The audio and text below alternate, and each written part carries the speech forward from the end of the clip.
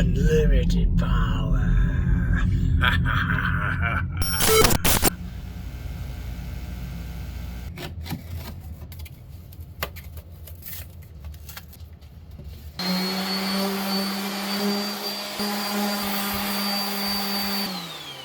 Well, got it out of the laser, cleaned it up.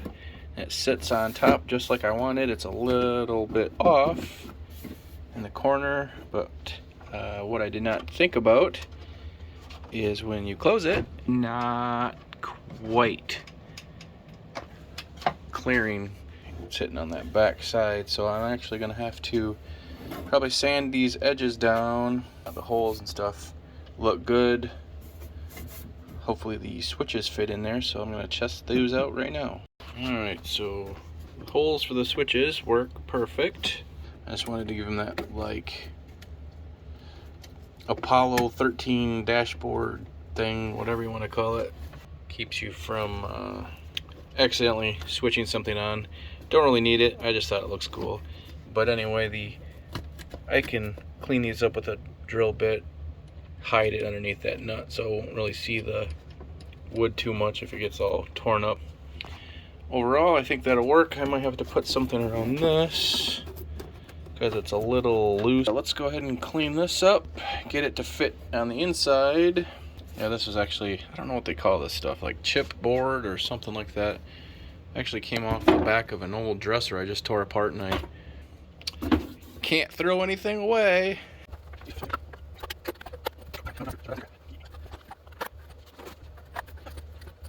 Went ahead and put all the nuts on the backside. Probably didn't need to, but they kind of wiggled around a little bit.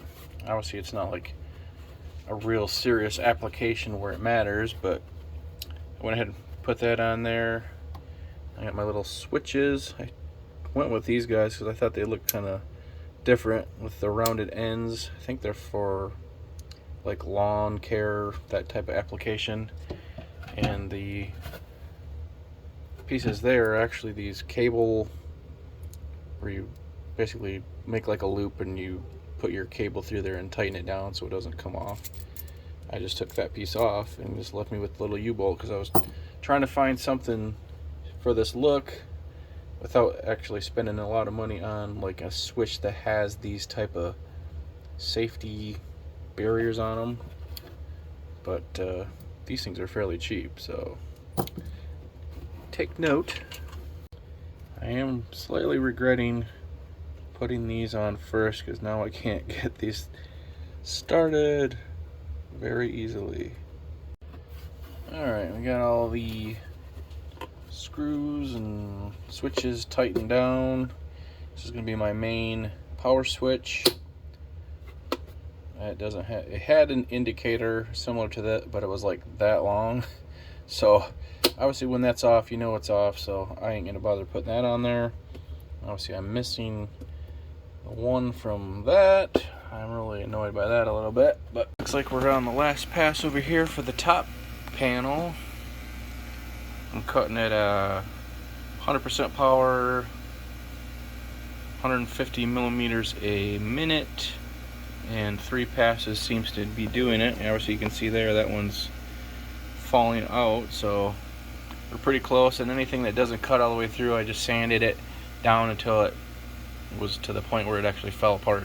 Alright, so the laser is finishing up. I'm just going to go over all my components here and hopefully I can explain it all and don't miss anything. So the biggest component is the monitor. That's kind of the whole inspiration from this for this build. DIY Perks used that kit and made basically a laptop computer using a cell phone. So what you would do is, like, this is going to be mounted on my top panel, and then it goes into the center input. And what that does is, like on Samsung's, I don't know what other phones do it, if any, it basically puts your cell phone into like a laptop mode. It's got a different screen than what actually shows up on your phone itself. You can use something like this Bluetooth keyboard to type and navigate with the mouse.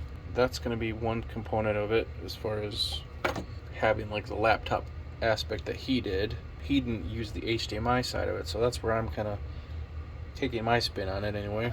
Going back from here, this is just a HDMI through mount. I can plug like a DSLR into this and then use this thing as a secondary display so I can see what my camera is showing me, that I can actually see on a bigger screen versus the little viewfinder that's on the back of the camera, or any other input that is HDMI that you would want to put on here. You could probably even use it as a second monitor for a computer, I suppose. I'm going to have a line coming out of that into the one side of this. This is the output side, so I got input here, another input's coming from the RetroPie. I don't have that here yet, but that way I can switch between the two and still leave everything connected. And then from there, the output just goes right into the monitor. And then going to the power stuff, this is going to be where I'm getting my juice. It's a 2.4 amp output, so it'll charge your phone pretty quick. I'm going to cut the end off and hook that up to a fuse and to the battery. When I get that in the case, I'm going to take these extra things that I had from other projects. I'm going to desolder all these switches and buttons. Like this one's just straight like a power, because it's only using the 2 wires. But like if you wanted to have one that had actual data transfer, like a switch like this would be good. But I'm gonna take the switches off and then solder them into these switches, so that way I can turn power on and off to each one of these. I have that in the panel there. I'm gonna have another switch that goes to the circuit for that, another switch that's gonna go to lights. The red LED doesn't affect your night vision. I've got a little display, just shows what my voltage is on the battery. And then for the battery itself, this is going to be mounted on through the case.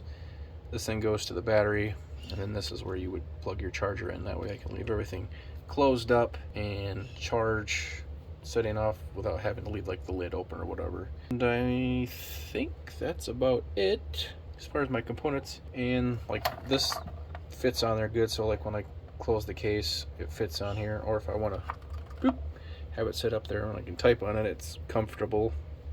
This actually charges off of a USB, so I can plug my cable in there and plug it in to that guy.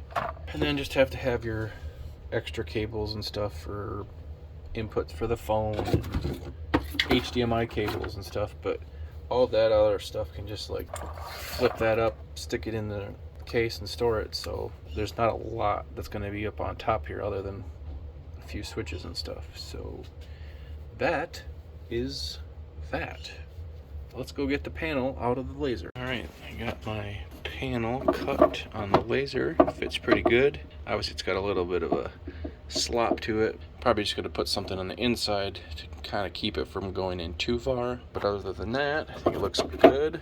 I actually kind of like the stenciling that was on the, like I said before, this came off an old dresser, so I think that's supposed to be like maybe the model number, and it said chest. But it kind of fits the build with the military, it's like code for something. And then I got my board to the monitor.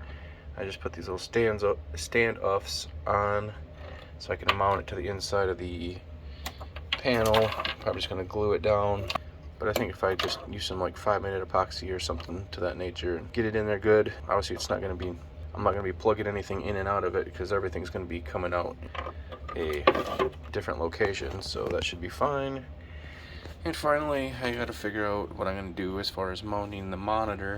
There's just these little tabs on each corner, and this one actually got kind of bent, so I'll have to fix that.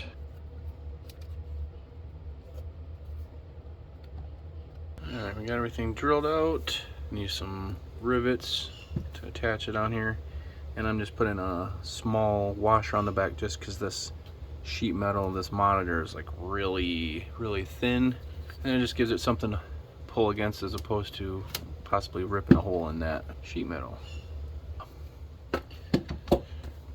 Oh yeah, that looks good. I'll go ahead and do the rest of these, and then we'll go on to the next step. Alright, turned out pretty good. It's in there nice and solid. Definitely glad I put these washers on there, because it almost would definitely have pulled through the backing on that frame. I'm just going to glue that down at some point once I figure out where this wire wants to be mounted like that.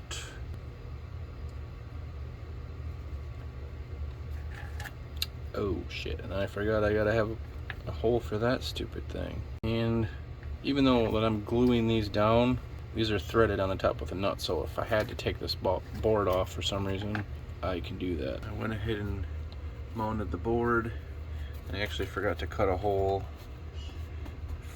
with the laser, so I just went ahead and used a utility knife and cut that out, so you have access to the screen's menu, and this also lets you switch between the inputs that come in, so, and headphone jack.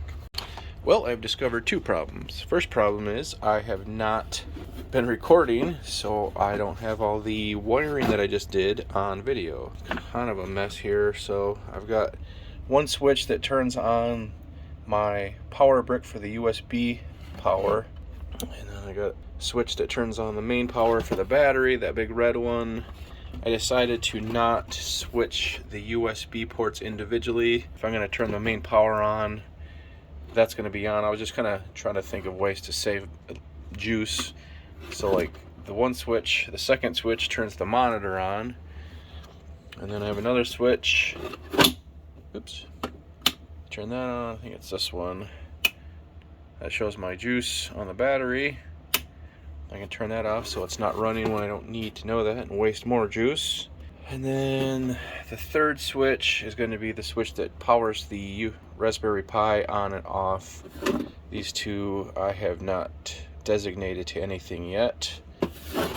This is the battery that I picked up on Amazon. It's one of those lithium ion LiFePO4. I don't know how you actually say that. And on the top panel, I just had these little thumb screw things that came off of something, just so I can kind of pull that panel off. Otherwise you can't really get a good hold on it. And then I went and glued blocks on this panel and the other panel just around the edges so that it sets against something. I put these little brackets on here, glued some magnets to the back. It doesn't quite hold it all the way when I have it closed, so I'm going to have to put another extra latch on there just to keep it from tipping down. But for now, just to get the build done and obviously like figure out the flaws in the design, I'm going to get something to kind of wrap around that so it looks a little bit cleaner.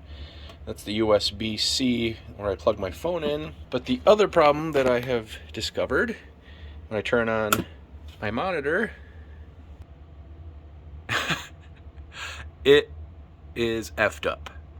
I think what happened was when I was riveting my panel on, I think maybe the shock must have just given it enough, wreck something on the inside. So I got a different monitor. I'm going to drill these out, and then I got some bolts that I'm going to put in place.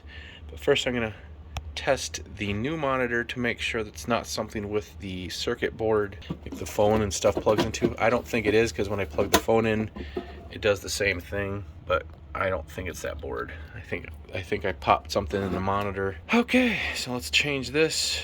Test the other monitor first before I drill that out and waste more time. Moment of truth. As long as there's no squiggly lines. Haha, it works. For whatever reason, new monitor, I ordered the exact same thing. It's different. The board is a different board. It's the same layout, but the cables that it uses are different sizes. So I have to change out basically everything, not just the monitor. So I've got everything buttoned up, fixed. I had to rewire my switches for the USB because I had them on the negative instead of the positive, and that was giving me a bunch of goofy results when I was flipping the switches on and stuff. But I got my HDMI cable here going to my camera, and then my phone is plugged into the USB-C here. And if you just plug that in without actually switching on anything, it still powers the screen off of your phone and goes into that Samsung DeX mode, which is like the desktop mode. And that's what it looks like. It's a little bit different than what's actually on the screen of the phone. But if I go ahead and turn my main power on, and then this is, first switch turns on my power brick for all the USB stuff. This goes to the monitor, but when my phone is plugged into it and I turn that on, it'll actually charge the phone while I'm using it. If I can get this to work, because I haven't figured out all the quirks yet. Go through the last one, switch my source to HDMI. Hopefully, aha, there it is.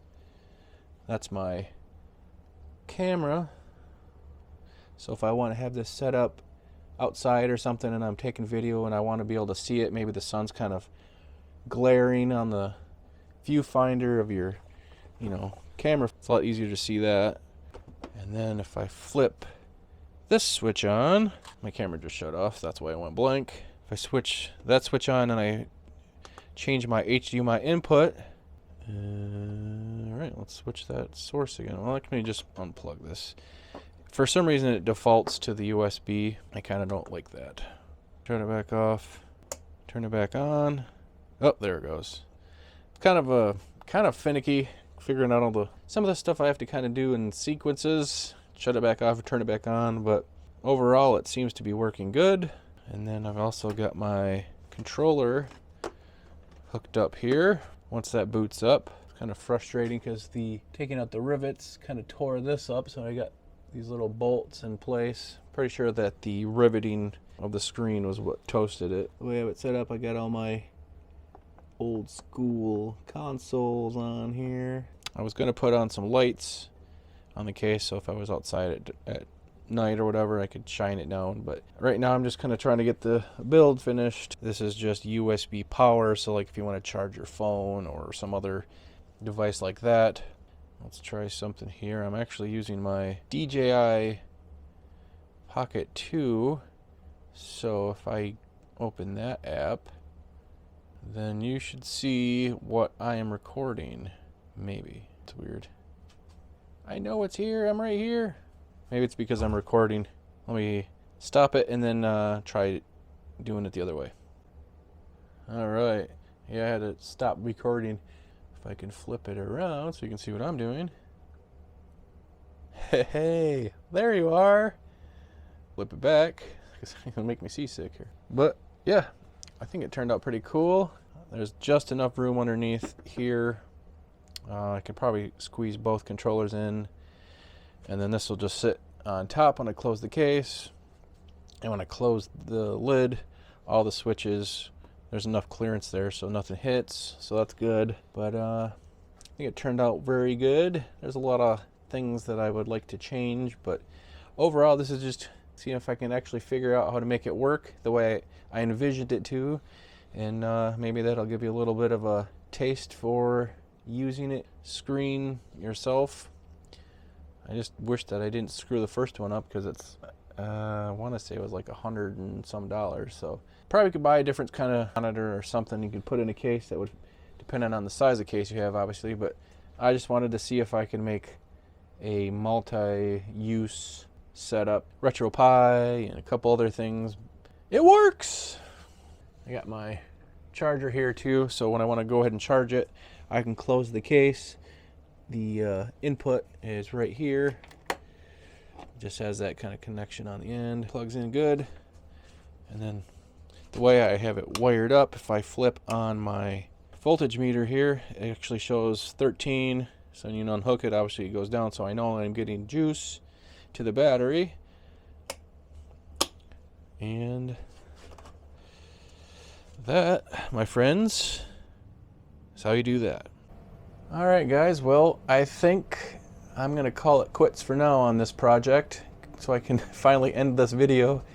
Once that screen went out, I had to reorder a screen for it, obviously.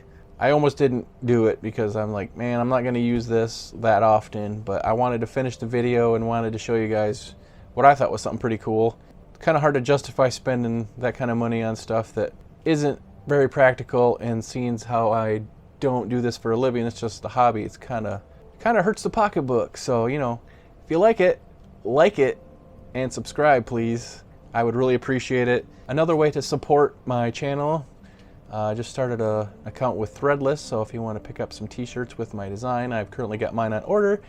That's why I'm not wearing it. But stay tuned for the next one, guys. I will see you later.